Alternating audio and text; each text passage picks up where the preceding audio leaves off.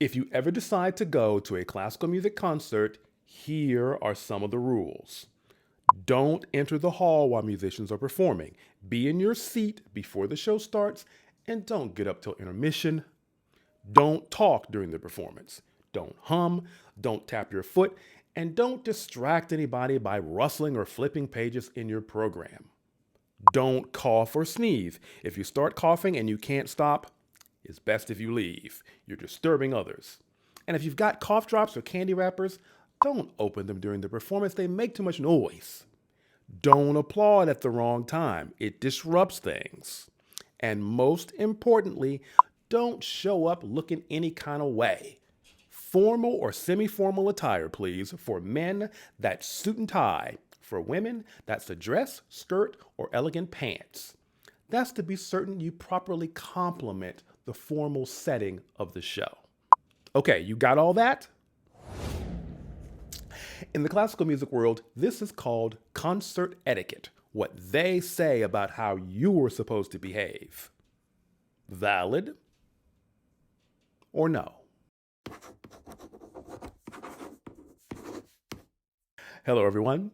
My name is Arthur Ross, and I am a professional musician.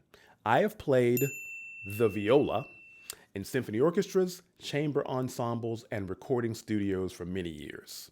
On this channel, I talk about music and music performance.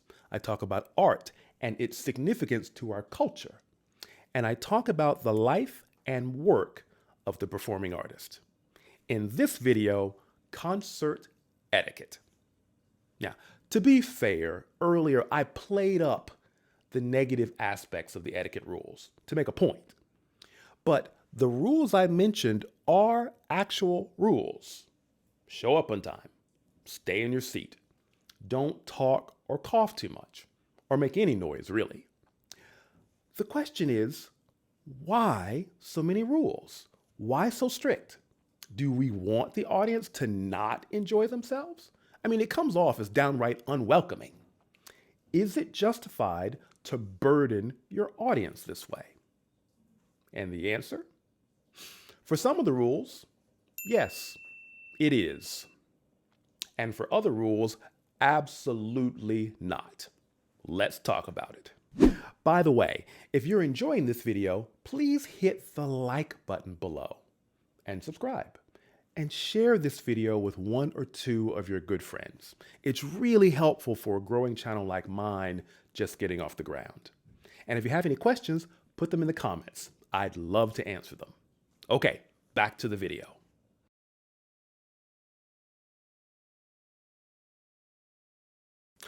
When you show up to a classical music concert, particularly a symphony orchestra one, you're probably going to be walking into a very fancy performance space.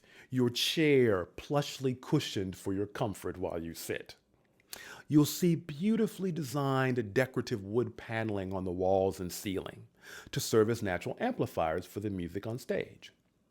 And the musicians will probably all be dressed the same way, tuxedos or head-to-toe black, so that no one player sticks out visually from the rest.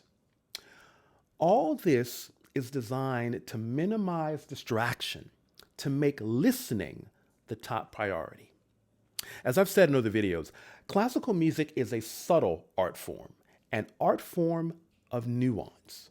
Clarinets blending their sound with trumpet, transitioning seamlessly to violas blending with flutes, and on and on. This is the essence of classical music, the subtle moment-to-moment shifting of sonic detail. So, if someone shows up late saying, "Pardon me," over and over as they step over you and everyone else in your row to get to their seat, if someone is whispering to the person next to them, or rustling the pages of their program, or they have a coughing fit, or their phone alarm goes off in a performance space designed to amplify sound, all these things disrupt the concert environment, distract from the listening experience, where the world can fall away, and what's left is the subtlety of the music and your personal response to it. That's what classical music offers and what every audience member has signed up for.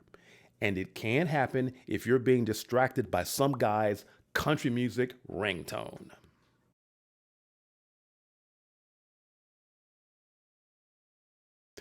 Look, I get it. Concert environment and listening experience is all well and good, but the rules can still come off as very unwelcoming, like a wet blanket on your fun. People attend concerts to enjoy themselves, not to be straitjacketed by a bunch of rules. A balance must be struck between what's necessary to create the proper listening environment and the freedom the audience needs to enjoy itself. So, yes, try to show up on time so you don't have to sneak in after the music has already started. But let's be understanding of people who may have had to deal with something unexpected as they were trying to get out the door of their house. Yes, try not to make too much noise while the music making is happening. But don't give anybody a hard time if they have to clear their throat every once in a while. Oh, and there are cough drops that don't make noise when you unwrap them. Yes, there are good and not so good times to applaud. But if someone is enjoying the performance so much that they are moved to show their pleasure and appreciation, it's hard to get mad at that. And oh, by the way, that stuff about formal or semi-formal attire, you don't have to worry about that at all. I believe I speak for every performing artist when I say, please come as you are. We'd rather see you at our shows in flip-flops than not at all.